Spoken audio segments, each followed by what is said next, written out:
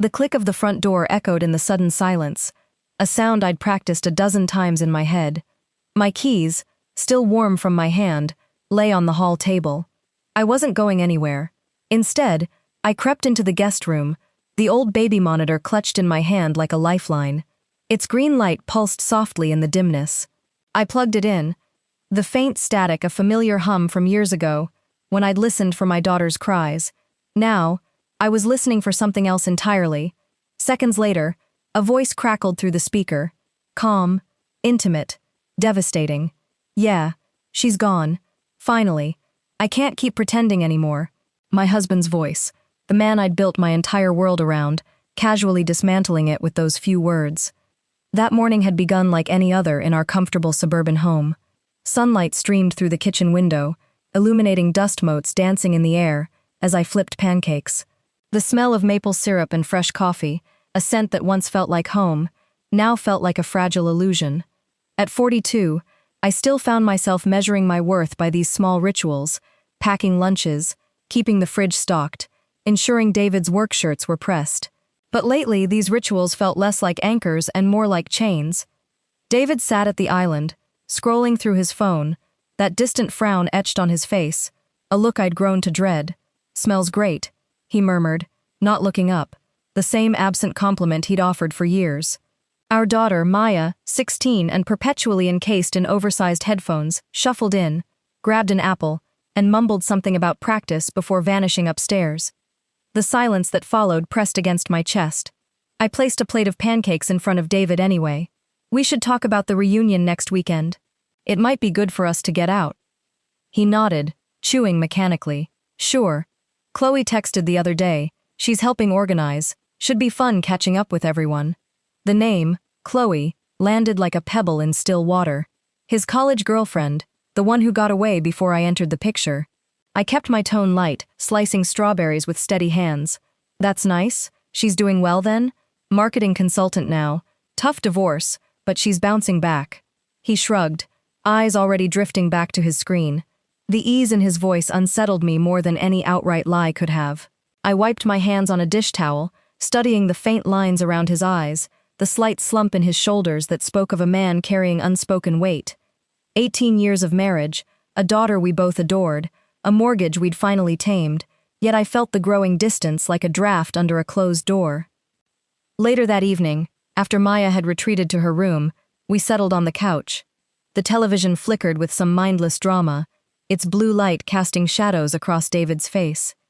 His arm rested around my shoulders, warm but automatic, like muscle memory rather than choice. I shifted closer, breathing in the familiar scent of his aftershave, mixed with the faint trace of the office. David, are we okay? Really okay? It feels like we're just going through the motions lately. He squeezed my shoulder, eyes still on the screen. We're fine, Clara. Life's busy with Maya's applications and my projects. The reunion will shake things up. Remember how we met at that mixer? Good times. I wanted to believe him. God, I did. But as I lay in bed that night, listening to his steady breathing, my mind wandered to the little things. The longer hours, the quick glances at his phone, the way laughter came easier when he mentioned old friends. My closest friend, Lena, had warned me over coffee earlier that week. Don't ignore the quiet cracks, Clara. They widen fast. I'd laughed it off then, stirring sugar into my latte, the cafe's warm chatter a buffer against her words. Now, in the dark, they echoed. The days blurred into a familiar rhythm. Mornings meant rushing Maya out the door with a hug that lingered a second too long on my part.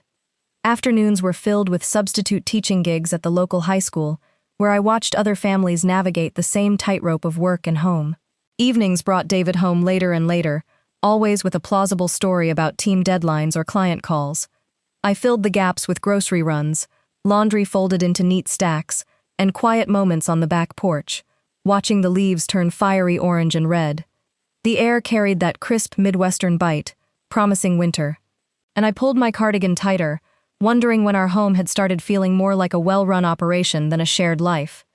One crisp afternoon, while raking leaves in the yard, I caught David on the phone through the cracked window.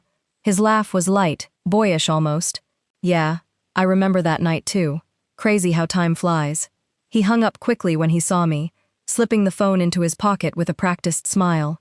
"Work stuff," he said, grabbing the rake from my hands. "Let me help with that." His hands brushed mine, calloused and familiar, yet the touch felt rehearsed. I nodded, forcing a return smile. But inside, something tightened, a quiet suspicion I wasn't ready to name. That night, as rain pattered against the windows, I lay awake again, the baby monitor's green light glowing softly on the nightstand, like a silent witness. We still kept it charged for those rare nights when Maya's anxiety flared. Little did I know how soon I'd need it for something far more shattering. By the time the reunion weekend approached, the cracks had spread. David seemed energized, humming in the shower, choosing his shirt with unusual care. I told myself it was harmless nostalgia. But as I zipped up my deep green dress, the one that still fit after all these years, and caught my reflection, the woman staring back looked tired but determined. I deserved more than motions. We all did.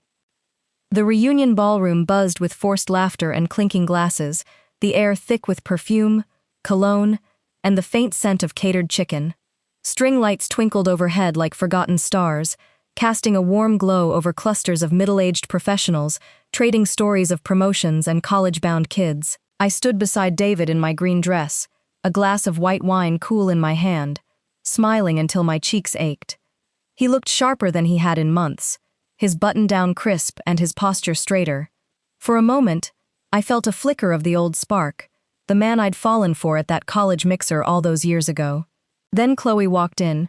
She moved through the crowd with effortless grace, her dark hair falling in loose waves, a tailored blazer hugging her figure. At 44, she carried herself with the confidence of someone who had rebuilt after loss. When her eyes landed on David, her face lit up in a way that sent a sharp twist through my stomach. "David Miller," she called, her voice cutting through the noise like a familiar melody. "You haven't aged a day." They hugged right there in front of me, the kind of embrace that lingered just a beat too long. Her hand rested on his arm as she pulled back, laughing at some shared memory. I extended my hand politely. "Clara, nice to finally meet you properly." "Clara, of course," Chloe replied, her grip firm and warm. "David's mentioned you over the years. You two always seemed so solid. It's inspiring, really." Her words were kind, but her eyes held something deeper. Nostalgia mixed with quiet curiosity. David chuckled, rubbing the back of his neck. "Yeah, we've had a good run." The rest of the evening was a blur of polite conversation and internal turmoil. I watched them from across the room, catching snippets of their shared laughter, the way David leaned in when she spoke, a closeness that felt like a betrayal even before I had proof. I saw him check his phone, a quick, almost imperceptible glance, then a subtle smile. He was texting her. I knew it. The air grew heavy with unspoken questions. The next few weeks were a descent into quiet paranoia. Every late night, every hushed phone call, every distant look became a piece of a puzzle I desperately didn't want to solve. I found myself checking his phone when he left it unattended, only to find nothing. Text deleted, call logs cleared. He was careful, too careful. My friend Lena saw the change in me. "You're losing weight, Clara. You look like you haven't slept in weeks." We met at our usual cafe, where the barista slid my usual latte across the counter with a sympathetic smile. The steam carried notes of vanilla as I wrapped my hands around the mug for warmth. "It's the little things," I told her, my voice barely above the murmur of other conversations.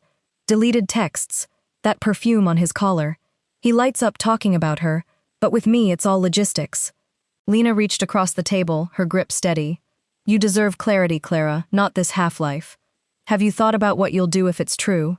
The question followed me home through leaf-strewn streets where porch lights flickered on against the early dusk. I cooked salmon that evening, the fish sizzling in the pan, filling the kitchen with buttery herb scent. David arrived late again, loosening his tie as he kissed my cheek. "Smells amazing." Rough day at the office, endless meetings. I served the plates, the ceramic warm under my fingers. "We should plan that weekend away soon. Just us." He nodded, fork scraping against the plate. "Definitely. Calendar's crazy right now. But soon." His eyes flicked to his phone when it buzzed, a quick smile tugging at his lips before he silenced it. The gesture was small, but it landed like a stone in my stomach. Nights became my battlefield. I'd lie awake listening to the house settle, the creak of floorboards, the distant hum of the furnace, while David slept soundly beside me.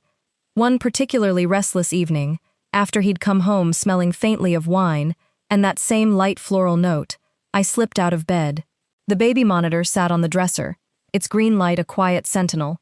I carried the receiver downstairs, plugged it in near the living room, and tested the range. The faint static reminded me of late nights years ago, straining to hear Maya's soft breaths. Now it served a different purpose. The next morning, while David shaved in the bathroom, steam fogging the mirror, and the razor scraping against his jaw, I glanced at his phone charging on the nightstand. A notification preview flashed. "Missed you already. Can we meet this week? No name needed." My hands trembled as I set the phone back down exactly as I'd found it, the screen cool against my fingertips. I threw myself into the familiar to steady myself. Mornings meant packing Maya's lunch with precise care. Apple slices, turkey sandwich, a note scribbled on the napkin. Afternoons brought substitute teaching, where the chatter of high schoolers and the scratch of chalk on boards offered temporary distraction. Evenings, I volunteered at the school fundraiser, arranging tables under harsh gymnasium lights that buzzed overhead, the popcorn and coffee thick in the air. David praised the effort when I got home, but his compliments felt scripted. One crisp Saturday, we took Maya to the park as a family. Leaves crunched under our shoes as we walked the path, the air sharp with the scent of pine and damp earth. Maya raced ahead to the swings, her laughter carrying back to us. David pushed her gently, his hand steady on the chains.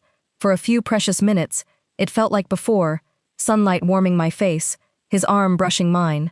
But when his phone vibrated in his pocket, he checked it quickly, that private smile returning. The moment fractured. Back home, while Maya showered upstairs, I confronted him in the kitchen. The countertop was cool beneath my palms as I leaned against it. "You've been distant, David.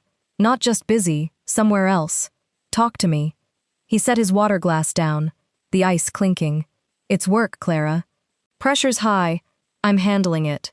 His tone was even, but his eyes avoided mine, focusing instead on the fridge magnets we'd collected over years of family trips. I didn't push harder that night. Instead, I retreated to the guest room after dinner, the soft lamplight pooling on the carpet. The baby monitor receiver sat beside me, silent for now. I needed proof, not accusations that could shatter what remained. The house felt smaller, the walls closer, every creak and sigh amplified in the quiet. Days bled into one another. I caught fragments, him stepping outside for calls, the way he lingered in the shower longer, humming tunes I didn't recognize. Maya withdrew more, burying herself in books and earbuds, the faint beat of music leaking from her room like a barrier. I wanted to protect her from this growing storm, but the thunder was already rumbling overhead. One evening, as rain lashed the windows and thunder rolled in the distance, David announced another late work commitment. "Big presentation tomorrow. Don't wait up." He kissed my forehead, lips brushing skin that suddenly felt foreign. The door clicked shut behind him, and the house fell into heavy silence, broken only by the storm. I sat in the darkened living room, the baby monitor receiver in my lap. Its weight was reassuring, a tool in my unraveling reality. The rain drummed steadily against the roof, mirroring the anxious beat in my chest.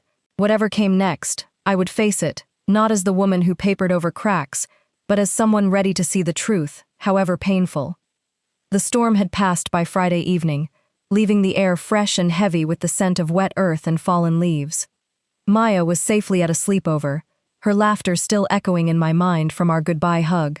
The house felt unnaturally still as I moved through the kitchen, wiping counters that were already clean, the cloth sliding smoothly over cool granite. David arrived home earlier than usual, loosening his tie with a tired sigh that carried the faint trace of office coffee and something sharper, anticipation perhaps. Dinner was simple: grilled chicken, roasted vegetables crisp at the edges, the savory aroma filling the space between us. We ate in silence, the clinking of forks against plates the only sound. He kept glancing at his phone, which sat face down beside his plate. The tension was a physical thing, pressing down on us. After dinner, he announced he was going for a run. "Need to clear my head before the big meeting Monday," he said, pulling on his running shoes. "Don't wait up. I might be a while. He kissed my forehead, a quick, almost perfunctory gesture, and then he was gone. The door clicked shut, and I was alone again. This was it. I waited 5 minutes, then 10. My heart hammered against my ribs. I picked up the baby monitor receiver, its green light a beacon in the gathering dusk. I carried it to the living room, plugged it in, and turned up the volume.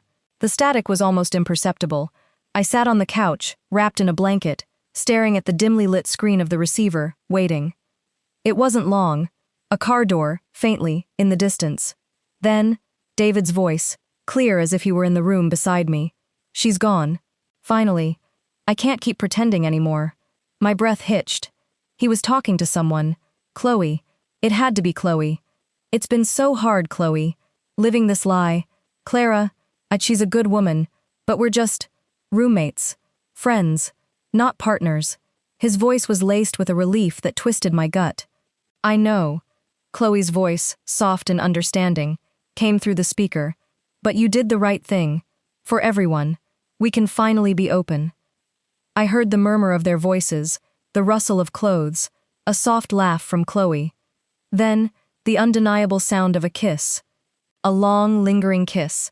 My world tilted. I felt a cold dread spread through me, numbing my limbs.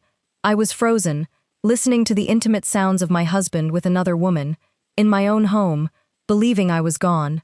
The betrayal was a physical blow, knocking the air from my lungs. I heard David say, "I'll tell her tomorrow. It's time. I can't live like this anymore." And Chloe's gentle reply, "I'll be here for you." The words were a knife twisting in the wound. He was going to leave me. He was going to leave me for her. And I had just listened to him plan it. I sat there in the dark, the baby monitor a cruel confessor, until I heard the front door open and close again. I heard David's footsteps, light and almost buoyant, as he came back inside. I quickly unplugged the monitor, my hands shaking, and hid it under a cushion. I heard him move through the house, then the shower running. He was washing her scent off him. When he came into the living room, dressed in fresh clothes, he looked at me, a forced smile on his face. Rough run. Needed it. He sat beside me, but the warmth was gone.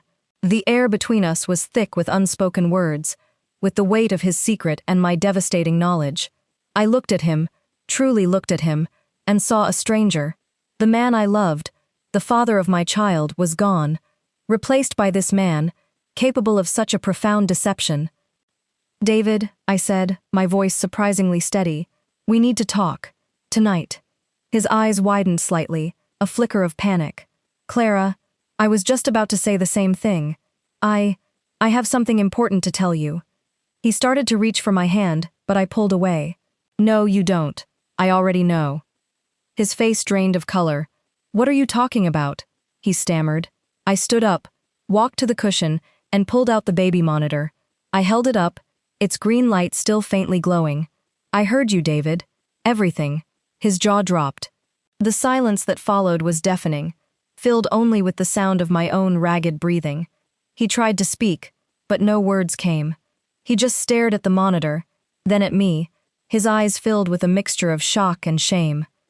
The conversation that followed was brutal, raw, and agonizing. There were no shouts, no histrionics, just a quiet, devastating unraveling of 18 years. He confessed everything: the growing distance, the rekindled connection with Chloe at the reunion, the secret meetings, the plans to leave. He spoke of being lost, of a midlife crisis, of feeling suffocated. But his explanations felt hollow, flimsy excuses for a profound betrayal. I listened, my heart breaking with each admission, each confirmation of what I already knew. When he finished, I simply said, "Get out, David. Tonight." He tried to argue, to plead, but the look in my eyes must have stopped him. He gathered a few things, his movements slow and clumsy, and then he left. The door clicked shut, this time for real. The weeks that followed carried a strange rhythm of grief and quiet rebuilding. Mornings started with coffee on the back porch, steam rising into the crisp autumn air as leaves drifted across the yard in gentle spirals. I sipped slowly, the mug warm against my palms, watching the neighborhood wake up, cars backing out of driveways, dogs barking in the distance. The house felt larger without David's constant presence, but the emptiness gradually made space for something softer, possibility. Maya and I navigated the new normal together. She'd join me in the kitchen after school, chopping vegetables with focused precision, while music played softly from her phone. The sizzle of garlic and olive oil filled the room, grounding us both. "I'm angry at him," she admitted one evening, knife pausing mid-slice. "But I miss the way things were." I pulled her into a hug, her head resting on my shoulder, the familiar scent of her shampoo, a quiet comfort. "We're figuring it out, one day at a time. That's enough for now." Therapy became my steady anchor. The counselor's office smelled of chamomile tea and worn books, her voice calm as she helped me unpack years of unspoken needs. I learned to voice them, not just to others, but to myself. I returned to teaching full-time, the chatter of students and the scratch of chalk on boards bringing a sense of purpose I'd set aside. Evenings brought long walks through the park, boots crunching over fallen leaves, the cool air sharp in my lungs. For the first time in years, I felt the contours of my own life sharpening into focus. David tried reconciliation at first. He'd show up for Maya's events, flowers in hand for me, his eyes carrying the heavy weight of regret. During one handoff at the house, the porch light casting long shadows, he lingered. "I was lost, Clara." The midlife fog made everything seem unbearable. "I see now what I risked losing." His voice was rough, sincere in the moment, but I kept the door between us. Some doors, once slammed, stay closed for good reason. Chloe faded from the picture as reality set in. The fantasy couldn't withstand custody schedules, therapy sessions, and the daily grind of real life. I heard through mutual connections that she'd moved on, seeking her own fresh start. Part of me felt relief. Another part recognized the universal ache of unmet expectations. One clear weekend afternoon, Maya and I returned to the park where our family once walked together. Sunlight filtered through bare branches, warming my face as I sat on a bench. Maya swung higher on the old playground set, her laughter carrying across the field. From the corner of my eye, I spotted David on a distant bench, watching us quietly. Our eyes met briefly.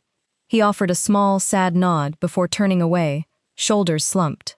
I didn't wave. Some chapters end not with fireworks, but with quiet acceptance. Seasons shifted. Winter brought soft snow blanketing the yard, holidays navigated with careful co-parenting, and new traditions, Maya and I baking cookies that filled the kitchen with cinnamon and warmth.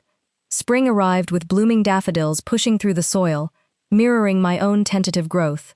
I went on a few cautious dates, nothing serious yet, but each conversation reminded me I was more than a wife or mother. I was Clara, with dreams that had waited patiently. Looking back, the baby monitor moment didn't just expose betrayal, it forced me to confront the quiet ways I dimmed my own light. Marriage requires two people tending the fire. When one stops, the embers cool. I don't regret the years we shared. They shaped me, but I'm grateful for the strength that came after. If you're listening to this and sitting in a marriage that feels distant or heavy, know you're not alone. Talk openly before the cracks become chasms. Seek help, honor your worth, and remember that sometimes the hardest doors we close lead to the clearest paths forward. I want to know how this story lands with you. Have you faced a similar turning point? Share in the comments below, and tell me where you're listening from. We have so many more honest stories to explore together. Subscribe so you never miss one. Let's keep walking through these chapters, one honest word at a time. This story is a work of fiction.